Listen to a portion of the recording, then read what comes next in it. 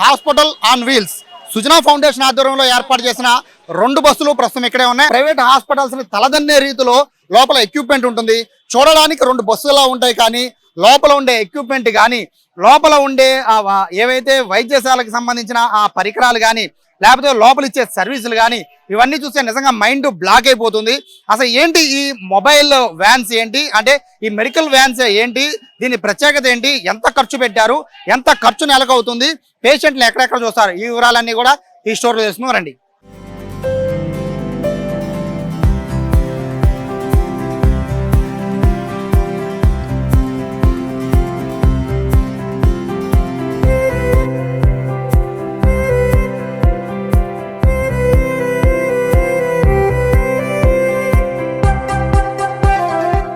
ఈ 2 వ్యాన్లు కలిసి తిరగాల, ఈ 2 వ్యాన్లో ఎటువంటి వైద్య పరికరాలను ఉంచారు, అలాగే వైద్య సహాయాన్ని ఎలా అందిస్తారు, ఈ విషయాలు తెలియజేయడానికి సుజనా ఫౌండేషన్ నుంచి ఒక ప్రతినిధి రమణ ఉన్నారు మనతో పాటు.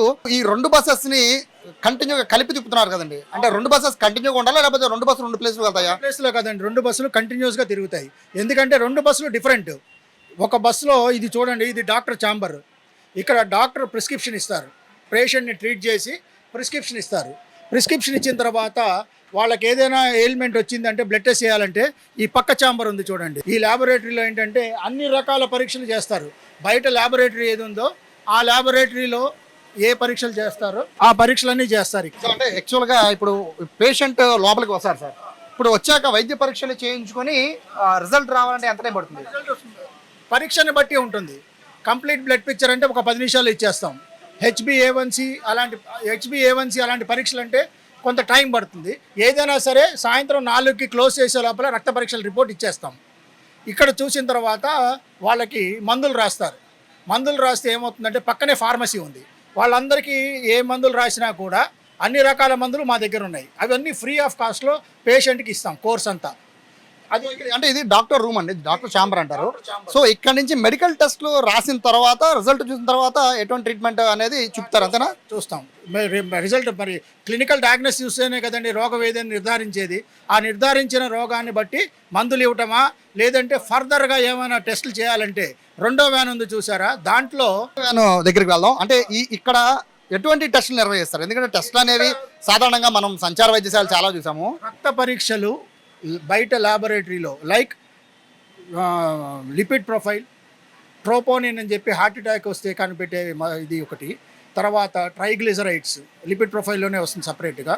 తర్వాత లివర్ ఫంక్షన్ టెస్ట్, హీమోగ్లోబిన్, హెచ్బిఏవన్సి, అలా వివిధ రకాల పరీక్షలు బయట ల్యాబొరేటరీలో ఏమైతే చేస్తారో అవన్నీ కూడా మన ల్యాబొరేటరీలో చేస్తారు. 1-2 కాదు. ఈ పరీక్షలు వచ్చిన తర్వాత వాళ్ళకి రోగ నిర్ధారణ ఏంటి అన్నది చేసిన తర్వాత మందులు రాయటమా లేదా వేరే పెద్ద హాస్పిటల్కి పంపించడం అనేది డిసైడ్ చేస్తారు. కొంతమందికి పరీక్షలు లేకుండా మందులు రాసేస్తారు. ఆ మందులు రాసింది ఏంటంటే ఏ మందులు అయితే రాస్తారో ఆ మందులు మన ఫార్మసీలో తీసుకుని పేషెంట్ వెళ్ళిపోతారు. సుమారుగా ఎంత ఖర్చు అవుతుందండి? అంటే ఇక్కడ మనంతా ఫ్రీగా టెస్ట్ చేస్తున్నారు, బట్ ఎంత ఖర్చు అవుతుంది బయట ఈ టెస్టులు చేయించాలంటే? బయట టెస్టులు చేయించాలంటే టెస్ట్ని బట్టి ఉంటుందండి. 1000 రూపాయల నుంచి 5000 దాకా ఉంటుందండి. అంటే డిపెండింగ్ ఆన్ ద టెస్ట్. ఇప్పుడు ప్యాకేజ్ అని చెప్పి హాస్పిటల్స్లో చేస్తున్నారు. ఆ ప్యాకేజీ మినిమం 4000 నుంచి 6000 దాకా ఉంటుంది. అన్ని రకాల టెస్టులు చేస్తారు. మనం ఇండివిజువల్గా చేస్తున్నాం. ఇండివిజువల్గా చేస్తే ఏమవుతుంది, లిపిడ్ ప్రొఫైల్ ఉందనుకోండి 850 రూపాయలు తీసుకుంటారు. హెచ్బిఏవన్సి ఉందనుకోండి 450 తీసుకుంటారు. థైరాయిడ్ ఉందనుకోండి 300 తీసుకుంటారు. కంప్లీట్ బ్లడ్ పిక్చర్ ఉందనుకోండి ఒక 200 తీసుకుంటారు. ఇలాగ ఒక్కొక్క టెస్ట్కి ఒక్కొక్క రేట్ ఉంటుంది. అవన్నీ కూడా మేమేం ఆలోచించట్లేదు. మాకు నెలకి ఈ వ్యాన్ వలన 6 లక్షలు ఖర్చు అవుతుందండి పర్ మంత్. ఏంది మందులు కానీ, డాక్టర్స్ స్టాఫ్ జీతాలు కానీ, తర్వాత ల్యాబొరేటరీ రియేజెంట్స్ కానీ ఇవన్నీ కలుపుకుంటే పర్ మంత్ మా ఎక్స్పెన్సెస్ 6 లక్షలు అవుతుందండి. 5 నుంచి 6 లక్షలు. అంటే ఇక్కడ వరకు మాత్రం డాక్టర్ కన్సల్టెంట్ అండ్ టెస్ట్ల వరకు ఉంటుంది. ఫార్మసీ కూడా ఇదే దాంట్లో ఉంటుంది. సో ఇక్కడ నుంచి ఇది ఇక్కడ ప్రస్తుతం బస్ 1 ఇది. నేను మొదట్లో ఈ బస్సు చూసినప్పుడు ఏమనుకున్నానంటే 2 బస్సెస్ కలిపి వేరు ప్రాంతానికి వెళ్తాయి, బట్ అట్లా కాదు, 2 బస్సులు కలిపి ఒకే ప్రాంతానికి వెళ్తాయి. సో బస్సు 1 అయితే ఇది. ఇందులో డాక్టర్తో పాటు డాక్టర్తో సంబంధించి ఏ టెస్టులు వస్తాయో ఆ టెస్టులు కూడా ఇక్కడే ఉచితంగా టెస్ట్ చేసి ఆ టెస్టుల తర్వాత ఒకవేళ కనుక మెడిసిన్తో అయిపోయే పరిస్థితి ఉంటే మెడిసిన్స్ కూడా ఈ బస్సులో అందజేసే పరిస్థితి ఉంటుంది. సో నెక్స్ట్ బస్సుకు వెళ్దాం, ఆ బస్సులో ఎటువంటి ఫెసిలిటీ ఉందో చూద్దాం.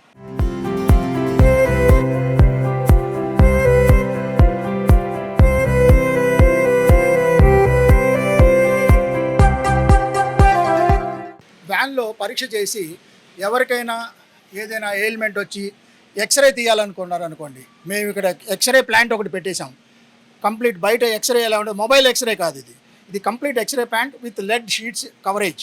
ఇది బయట ఎక్స్రే ఎలా ఉంటుందో అలాగ అన్ని రకాల ఎక్స్రేలు, డిజిటల్ ఎక్స్రే విత్ ఇన్ సెకండ్స్లో మీకు రిజల్ట్ వచ్చేస్తుంది. ఇది ఫిలిం రావటం కడగటం ఏమి ఉండదు. ల్యాప్టాప్లో ఆన్ చేస్తారు, చూస్తారు, పేషెంట్ మొబైల్కి వాట్సాప్లో పంపించేస్తారు. డిజిటల్ ఎక్స్రే అంటారు ఇది. ఇది 25 lakhs అయింది. ఇది ఒకటి ఇన్స్టాల్ చేయడానికి కానీ మిషన్ కానీ అన్నీ కానీ 25 lakhs ఫర్ ఎక్స్రే అయిందండి. ఎక్స్రే రూమ్ ఇది. బట్ ఇది సార్ తర్వాత ఇది ఎక్స్రే అంటే ఎముకలు సంబంధించిన ఏమైనా తీయాలన్నా, చెస్ట్ సంబంధించి తీయాలన్నా, ఇది 2D ఈకో అంటారు.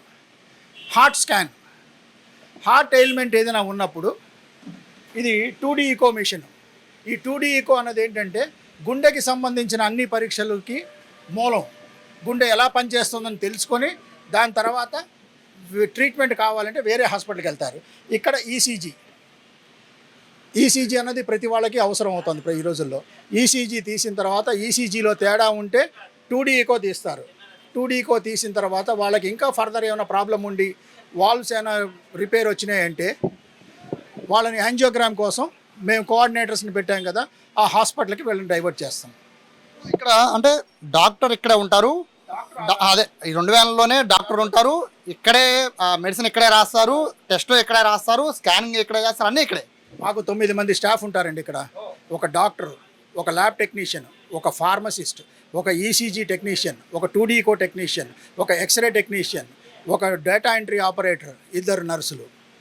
వీళ్ళందరూ కూడా ఇక్కడ వ్యాన్తో పాటు రెగ్యులర్గా ఉంటారు. అంటే పేషెంట్లు అంటే ఇంత అత్యాధునికమైన మీరు పరికరాలని పెడుతున్నారు, వైద్య పరికరాలని.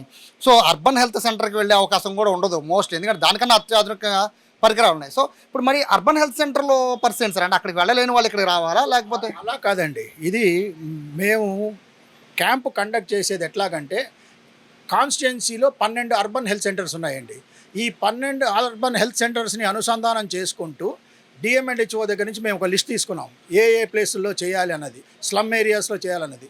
చేసిన తర్వాత వీళ్ళని ఆ particular suppose urban health centre Chittinagar ఏరియాలో చేసామనుకోండి, ఆ పేషెంట్స్ని వాళ్ళకి అటాచ్ చేస్తాం ఫర్దర్ ట్రీట్మెంట్ కోసం. అంటే వేరే డివిజన్లో చేస్తాం కదా, మళ్ళీ ఇక్కడికి రావడానికి మాకు టైం పడుతుంది.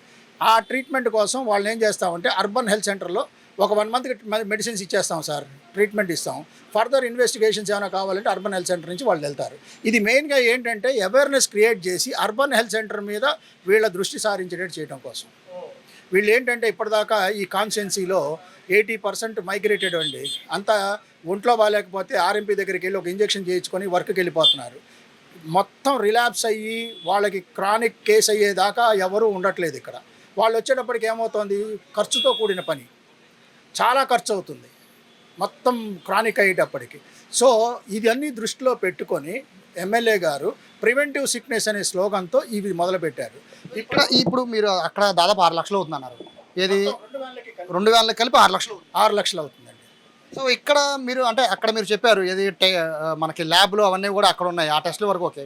బట్ ఇక్కడ మనము స్కానింగ్ కానీ ఈసీజీలు ఇవన్నీ తేడా ఎంత ఖర్చు అవుతుందండి? ఈసీజీ పర్ ఈసీజీ 150 రూపీస్ అవుతుందండి.